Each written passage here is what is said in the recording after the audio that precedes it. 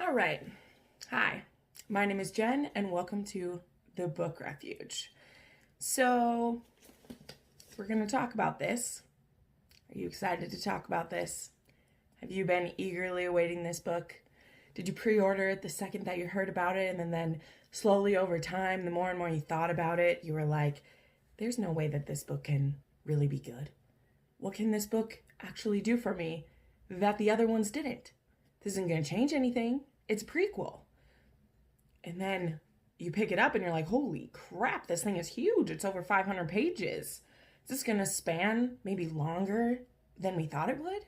Is this going to show us the strong descent into madness? The man who would drink the poison of his enemies so that they wouldn't know that they were being poisoned?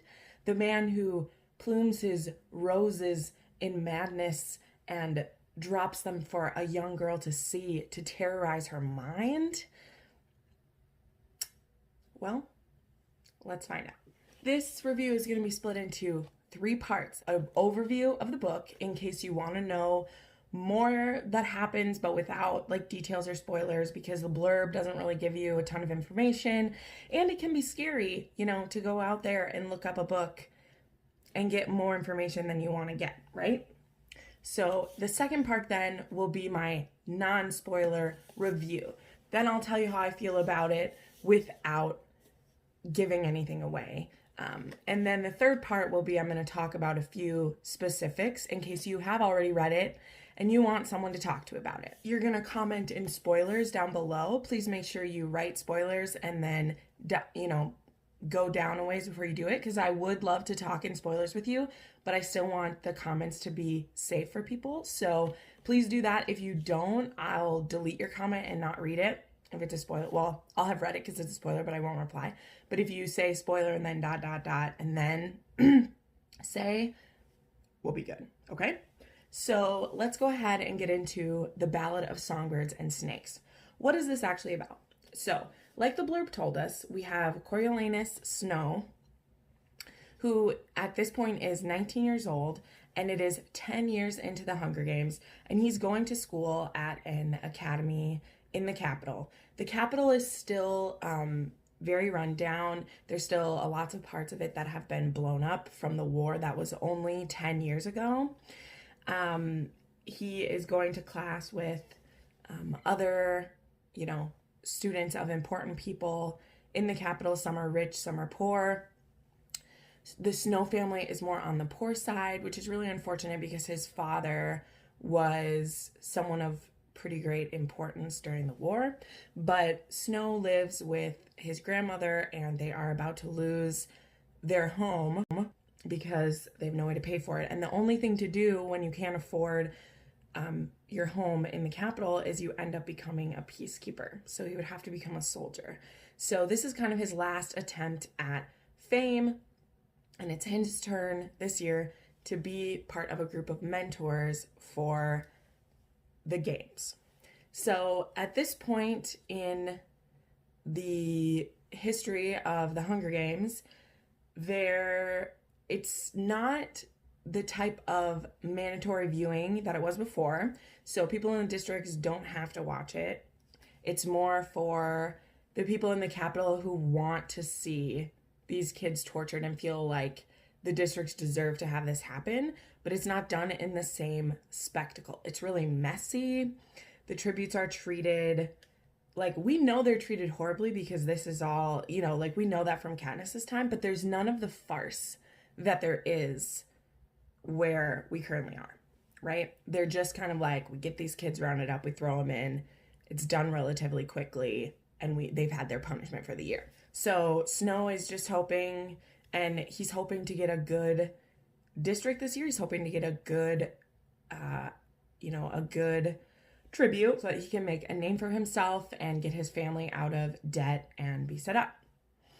And he gets given the worst possible tribute. He gets given the female tribute from District 12, who ends up being this, she was basically formerly a gypsy or Romani, and when the Capitol rounded people into districts. Her and her family got pushed into District 12, and her father got killed because he refused to stop being a nomad. And they were like, you can't do that anymore. There's no more vagrancy. There's no more on a whim. You are put in a district and you'll stay there. And Lucy Gray Baird is this singer and songwriter and leader of, like, she's the lead singer for this troupe who they sing in the Hob, which we remember. They actually bring as much joy as possible to this district where, you know, District 12 is kind of forgotten about and nobody really cares about what's going on there. That's basically the setup of this. This book is split into 3 parts. First, we have kind of the, you know, what Snow's life is like, how he gets assigned Lucy Gray, getting her brought to the Capitol, all that kind of pre-game stuff. Then part 2 is the games, and part 3 is the fallout from the games. So the games are actually a relatively short part of this book, but again, this is a 540-page book, so it's not super small. So if all you wanted to do was a little more detailed synopsis of this book, there you go. Now I'm going to tell you kind of my non-spoiler review for this, but obviously I'm going to talk about a little bit more detail, but no major spoilers. Okay, so you can leave if you want to. Thanks for joining. So my thoughts on this. I ended up giving this book 2.5 stars. And here are the main reasons for it. So I for sure have like 3 reasons why I liked it. And then I only have like 2 reasons why I don't like it, but they're the major things for me. So one of the things I liked it, I really did like seeing that a lot of people in the Capitol are still pretty conflicted.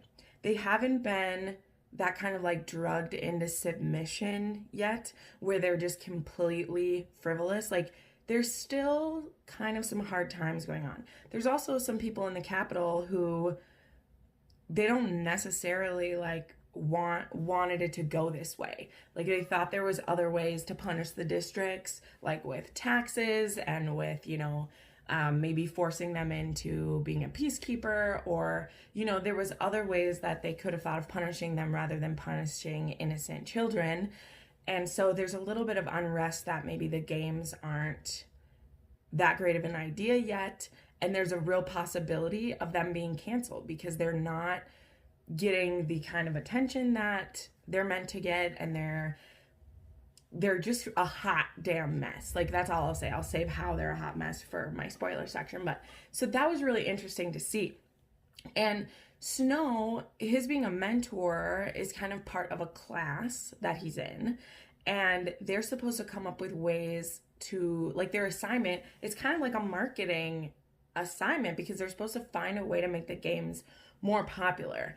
And Snow wants to do well because he wants his family to not be kicked out of their home, but he also does have like a certain level of compassion when he sees how these tributes are treated up close. Because like I said, it's kind of a hot mess right now, and I'll talk about that more in the spoilers. Something that I didn't like is, I mean, let's just throw it out there. I think this book would have been at least 50% better, because it doesn't undo one of the other things I'm going to talk about, if we were following a different character. If we were following someone we didn't know, and, you know, because we're introduced to, well, we don't mean every single one of them because a lot of people is fodder for the thing. But if there's a certain character who is a friend of Snow, who's also a mentor, that if we had been in this person's POV and been watching Snow and didn't know what was going on in his head all the time, because then we would have been able to see still how he was a pretty idealistic, you know, not set in his ways yet, if we'd seen him as a friend instead of be in his head. Because being in his head, it really felt like we were trying to have compassion for him. And that's not a bad thing. It's fine to kind of have compassion for a villain before they're a villain, especially a 19-year-old. Because that's something to think about too. We see Snow 65 years later than this. So now we know he's in his 80s in the part that we see. So that's a lot of life you're living in 65 years. So it's okay that he's not completely an evil person now. It's just that I don't care. So if this had been from the point of view of someone who wasn't Snow, and we got to see what was happening with Snow, I think then that a lot of the twists that try to come about, because none of these are really twists, guys. That's the problem with a prequel when you're telling it about a character that we know their ending. But if you had been following, like, I've never heard of Lucy Gray, right? I didn't know about this other tribute who won from District 12 because reasons. It would have been more fascinating to me if it's this other person that we don't know where they will set out morally at the end, right? So I didn't like that. It made it a hard buy-in for me, is what I'm saying. Another thing that I liked a few of the characters that we met. I really liked Lucy Gray a lot. It would have even been fun if this was like a split POV, which, I mean, it's all third person, but it could have been interesting to see her POV. But I understand why we didn't. We already spent 2 books in the POV of a District 12 tribute in the games, so I understand why we didn't do that. But it could have been different. I really liked Lucy Gray. I thought she was fascinating. She sings a lot, and I really don't like songs in books, and I should have known because it's literally called A Ballad of Songbirds. So there's so many songs in here, and I don't really read them. They were boring to me. Whatever. Something else I didn't like the pacing of this book. It is big. And I agree with Murphy. I watched her review this morning before filming mine because I just wanted to see how diplomatic she was being, right? It's 540 pages, and it really could have been novella size in a lot of aspects. Like, it did not need to be this big, especially because the whole last part of the book, like, I was so bored. This book took me 6 hours to read, and I knew that if I stopped at any point, that I would not finish. I knew that if I saw anyone else's reviews before I read it, I would not finish. So I wasn't planning to read this yesterday, but I just had to. I had to do it and get through it if I wanted to read it because it was hard. I didn't really want to pick it back up. So I sat down and I read this book straight through in about 6 hours, and it was painful for me because it was not well paced at all. It could have, if anything else, it could have been a 300-page book. And, normally her act structure is she has 27 chapters and there's 9 in each. Well, this one had 10 in each, so it was 30 chapters. And that felt like a brick. Like, that felt like it just added so much more to it. Because I'm reading, I was like, oh, is she not going to change? Is she not going to do it evenly like she did in the others? And then I looked and I was like, oh no, she's just doing it after 10. I felt that length so much. And then another thing that I liked is I liked seeing how the games were developed. It gives you a pit in your stomach because the snakes part of it, I'll just say that, the snakes part of it, seeing how the person who created the mutts, I could definitely tell that person is kind of like modeled after, what's his name, Joseph Mengele from World War II, the Nazi doctor who was fucking despicable. I feel like this person is very strongly modeled after that person. And so you just feel your skin crawl when you're around them. And I like that kind of atmosphere. And it's terrifying to see how, especially in the beginning where Snow doesn't realize this isn't just a class. The things that he comes up with, they are almost immediately being put into action. This is a spitballing event. So he's just trying to do well in his class, but every time he suggests something, it is immediately put into use on these tributes and in some brutal ways. And that kind of thing of I want my family to be okay, but every time I come up with something good, it's immediately put against these kids. And it's kind of a hard thing to see. So there you go. Those are 3 things I liked and 2 things that I didn't like. That's as non-spoilery as I can be. So if you don't want anything else ruining it for you, now would be a good time for you to go, because now I'm going to go over just a few spoilers about, I mean, there's a couple things I like still to talk about, but mostly what pushed this over the edge of not being good for me. So thank you so much for watching. If you don't want to be spoiled, here we go. Okay, so the main thing I didn't like and what I knew was going to happen when I got into this. So the ending of this, what the fuck? And I feel like that's what most people are going to say when they read it, is that for a lot of the book, I was just pretending I wasn't reading about snow because it was so interesting. And like, you know, there's something not quite right about this person, but I don't know if it's because I knew who the person was, because for 95% of the book, I was still hoping this was going to turn out well. You know, I was thinking if I knew who Snow married, I was trying to remember who his wife was, because I was like, wow, like, is he going to turn Lucy? Like, is he going to end up married to her? Or is what twists him? Is he going to force her to marry him so that her family can escape? Or, you know, what's he going to do? Because, like, I know he has a granddaughter, so I know he marries someone. And I was like, is it going to be her? But I was like, no. There's no way it can be. This isn't going to have a happy ending somehow. And though it wouldn't be a happy ending if he was forcing someone to marry him, I don't know. But you can tell there's something about that that's not quite right. Things that were interesting about the games. Like I said, the games are a hot mess right now. They're kind of more of just like a ritual of punishment. There are no rules. They're not forcing the tributes to like behave.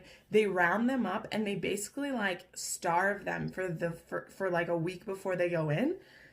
So they all get put in this big cage called the zoo. People can come in and look at them and feed them if they want, but there's like rats running around there. And so Coriolanus, he wants to win. Snow wants to win, and he decides that, you know, he needs to make sure his tribute is like well fed. And eventually he kind of gets convinced too that if he can win the Hunger Games with a tribute as like weak as her, that's going to make a name for himself. If he had been given a District 1 or 2 and he won with they aren't called careers yet. That's not a thing. If he won with one of them, like, what good is it? Because they're expected to win. And so he immediately really likes this girl, and so he makes a bond with her. One thing that was super cool. So the character of Tigress, who we meet in Mockingjay, is also Snow's cousin. She's his older cousin, and she lives with him and his grandmother. And so she is starting to like design things. So she like makes a lot of his like clothes, and she designs some things for Lucy Gray, and she like bakes things. So she like makes food for him to take to Lucy when he goes to visit her. But really how it was is like, as the mentor, like, you have to be scrappy for your tribute, and a lot of them don't care. Like they don't mind. Like, they don't care. They just get assigned their tribute, and then they're like, hope that they win or lose. And so Snow, because he has such a weak tribute, is really trying to find ways to make her strong. So he comes up with the idea of being able to send food in. He comes up with the idea of being able to like strategize more with them. And it's very interesting. Like, it really is. And we get to see a lot of things implemented kind of in real time. Also, the arena is really basic. It is legitimately like a football field that they've been using over and over again. It's kind of overgrown. There's like a few trees, but mostly I pictured it as like an abandoned like football field of some kind, because we're mentioning stands and like posts and stuff. So that's what it sounds like to me. So it's a pretty open yet small arena, but there's still places to hide because there's been different things. And we're still kind of in a war phase because there are tributes like actively trying to kill people in the Capitol. So there's a large amount of tributes that are dead before the games start, which was crazy. Like, one of the tributes like kills his mentor and then gets killed immediately. And then there's this bombing that happens, and like half the tributes are dead. So going into the games, there's only 14 tributes left alive already. And it's just brutal. It is brutal, but in a completely different way, because instead of that like sickening, like we're in control of everything, the game makers like aren't in control, and they're still just like spitballing what they want to do. And so seeing that team of mentors, some of them actually trying to be better and some of them not. And then there's this sweet little cinnamon roll character named Sejanus, I don't know how we're saying his name, who he is originally from District 2, and his family, like, I don't know if they helped during the war or what happened, but his family lives in the capital now, but he still has sympathies to his district, and he's trying to like protest the games in these different ways, and it's just very interesting. So okay, but anyway, where was I going with this? I just spiraled out of thing. But the things that I didn't like is, like I said, I was trying to pretend that like Snow was somebody else, because his love story with Lucy, you just can't help but feel it, because Suzanne's a good writer and we're in his head. But it is clear that it's kind of an obsession, and then because she reciprocates it, she's safe for a certain amount of time, because she does reciprocate it to a certain extent. And it isn't until we get to the end of this where, man, there's so much about Snow we didn't know, because conveniently, because this is a man who later on will control all the information we're allowed to have, there isn't any information about these games. Like, we never knew he was a mentor. And the whole game, like, it was a question. I had it written down on a piece of paper. I was like, how have we never heard about this? And it's because when the games are over, the person in charge of it burned all the tapes. So there is no proof. And then I remembered that when Katniss and Peeta, when they're watching the tapes of the victors, two things. One, I think it's just said that they don't watch any of the tapes about victors who aren't alive anymore. So they're only really watching the games, like the quarter quells, so that they can see what those were like, and then the people who are still alive. And nobody from 10 or before is still alive, because I think they would have seen some really crazy things. So, okay, I don't want this to be super, super long. This is stuff we can talk about on the spoilers. If there's other parts you want to talk about, remember, hide your spoilers so we don't ruin it for people. But when Snow is a peacekeeper and he ends up in District 12, and like him and Lucy, their relationship really escalates, and then things start to spin out of control. There are some people who are going to try to escape District 12. Sejanus is going to try to help, and Snow turns Sejanus in, and he gets arrested and hung. He would have been a fascinating character to follow, and it would have still had that tragedy of, like, if the book ended with him dying and we know that, like, Snow did it and that he's gonna take control. Like, it just would have, like, I wanted us to, like, if this book had went, like, full menace, that would have been better. But instead, everything with him that got bad all happened in the last 30 pages of this book. So he's gonna escape with Lucy, and then it's not completely clear, but it seems like she runs away from him. So something, you know, she sees him kill the guy who is going to turn them in, though. So looking at it from her point of view, I think we're supposed to assume that she can notice he's kind of a sociopath, just a little bit, which there are hints of it when you're reading from his point of view. But she runs away from him and, like, leaves him in the woods of District 12. And he just spirals right there. Like, we watch him spiral over, like, 5 pages, where he goes from, like, don't leave me, where are you? I want to leave with you, to I will get you for this. And you just watch him snap. Like, we're seeing him snap. And then he comes back, and he gets brought back to District 2 to go to school. And he goes to see the, I think it's the president at this time, or the headmaster. I can't remember. And he finds out that Snow finds out that it was his father's idea to do the games. And this leader just thinks that it was so horrible, but his father wanted to get the best grade in the class. And so he came up with the idea for the Hunger Games. But it was actually this other guy's idea, but he had just written it in a moment of like anger because they just lost all these people in the war, and he wrote up this as just this vicious like daydream he'd had of getting revenge on the people who'd killed members of his family. He never meant for it to really happen, because even in his rage and anger, this person knew, like, we can't do this to people. Like, this isn't a way to make peace in our nation. This will just continue a rift forever if we do this. But Snow's dad got a hold of it and turned it in, and then the Hunger Games began.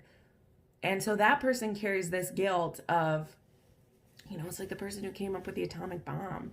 Like, just because you're a scientist and you have really amazing ideas doesn't mean that they should be done, because they're inhumane and horrible. And the book ends with Snow poisoning this person. And the last page of it is him going over, like, you know, I'm never going to love again. Lucy taught me that. I'm going to find a wife who, preferably who I hate, and I'll start my dynasty, and I'm going to be president, because the one thing that I know, Snow always lands on top.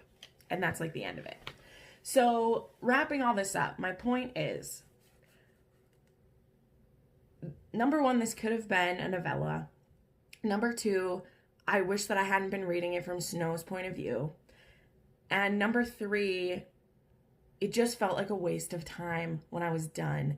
Because yes, I got some backstory on the games, which was interesting, which is why a novella would have been good, because it was cool to see how we stumbled through everything, and, you know, how brutal it was, like even more than we think now, you know, which it's horrible the whole time through. And then like Snow, I just didn't care about. So every time something interesting was happening, I'm like, oh, cool, but I don't care. So that's why it's 2.5 stars, because I think if you're big on knowing the history of your books, I think it's cool. I think we see a lot of interesting things about the games, but the person whose POV we're in, I couldn't give two craps about. And so the story itself, for what it has to do with the games and the people, I give it that 2.5 stars, because that's still, like, it's not the 1 star I want to give it. You know, I'm trying to be more fair and be like, if the content is good, it's well written, Suzanne still knows how to tell a story. I just don't understand why we did this from a villain's point of view, besides the fact that, like, I feel like they want to make an HBO series out of this, because it's very cinematic reading, like all of her books always were. And, you know, there was for so long that they were going to make a prequel, and then, like, the interest wasn't there, because this isn't the story we want. And no prequel to the Hunger Games is going to be a story that we want, because nobody wins until we get to Katniss, right? And there are some people who don't mind reading doom and gloom, but the thing about the Hunger Games I loved is that it was dark. It was dark the whole time. It's always a dark subject matter. But there was the spark of the rebellion. There was the spark of hope that Katniss brought to us, that we can make it through this. And so even though when it ends, our heroes are just so bruised and traumatized, it's because Katniss is carrying the cost for others to be free. All those people who fought in that rebellion, who fought against the Capitol, they will carry the cost for the people to be free. But they'll be free because these people did it, right? And that's what gives me the hope. That's how I'm able to read, you know, epic fantasy where there's like an evil dictator, things like that, because you know that good's going to prevail. And in this book, we're watching evil prevail, and I don't care. So that is my, like, spoiler thoughts on this. I want to say this, you know, like, read this if you want to read it, right? You know, if you're watching me and you're here normally, you know I don't like depressing things. I normally DNF this kind of stuff. I wouldn't have read this if it wasn't Suzanne Collins, if it wasn't, you know, a series that I'm going to be hearing everybody talk about and I want to know what's going on. But I think they'll probably make, like, a sequel to this, and I don't want to watch that, because that's the other thing. There's other things in Snow's life that I want to see. Like, I want to see him, like, if it's just, I didn't like seeing that he was good and trying to have sympathy for him or whatever. And I know it builds complexity and blah, blah, blah. There's reasons. I know that. But I didn't enjoy it. And I feel like it wasted 6 hours of my time. And so if you're like me, I want to save you that time. You're still probably going to read it. It's Suzanne Collins. But I just thought I'd throw my voice into the void for you. So there you go. This is 2.5 stars for me. There it was. Thank you so much for watching. I put up new videos 3 to 4 times a week, and you can watch some more of them right now.